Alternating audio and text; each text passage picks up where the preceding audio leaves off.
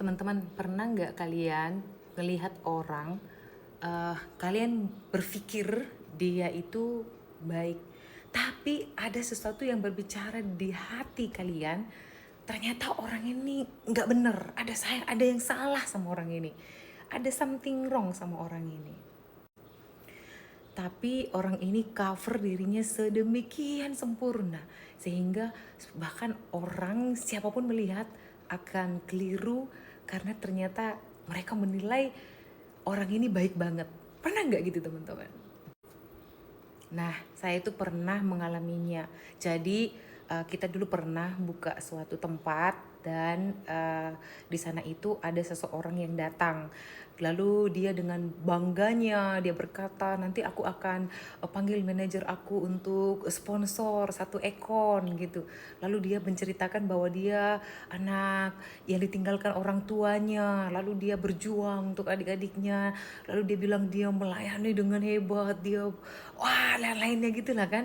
Nah, sampai kita jadi punya rasa kasihan tau. Tapi ada yang ngomong di sini, ini orang nggak bener, ini orang nggak bener. Dan Anda tahu teman-teman, prank. Ternyata ya Tuhan. Kadang-kadang teman-teman, itu dia ya. Saya dari segi rohani melihat itu bahwa itu Roh Kudus sedang menyatakan sesuatu. Tapi kan kadang-kadang hati nurani kita melawan, kemanusiaan kita melihat kita ada belas kasihan, tapi uh, kita merasa enggak loh, kok aku jadi gitu ya, kok aku jahat yang menilai dia padahal dia tuh baik banget gitu kan.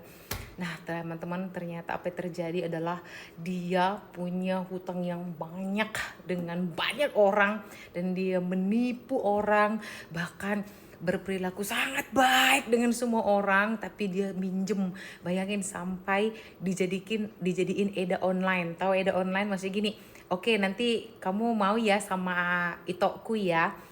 Terus dikasih duit tuh gitu maksudnya, dengan janji iya aku mau jadi edamu gitu teman-teman. Ngeri kan. Nah sampai punya ngutangin emas orang, sampai orang, aku juga heran gitu ya, kok ada orang yang mau ngasih emasnya untuk dia gitu ya kan. Itu tadi saking dia itu bisa banget buat membuat orang lain itu punya compassion, punya belas kasihan sama dia.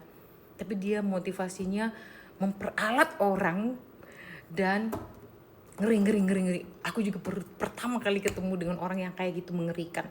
Udah banyak ketemu orang, tapi itu yang paling saya mau bilang kayak suhunya ya gitu ya. Ada sih yang lain-lain gitu kan, tapi ini bener-bener suhunya. Nah dari hari itu saya mulai belajar untuk teman-teman mempercayai apa yang kadang-kadang Tuhan itu bicara ya melalui hati nurani kita. Roh Kudus berbicara bahwa ada something wrong dengan orang ini, maka kita harus koreksi.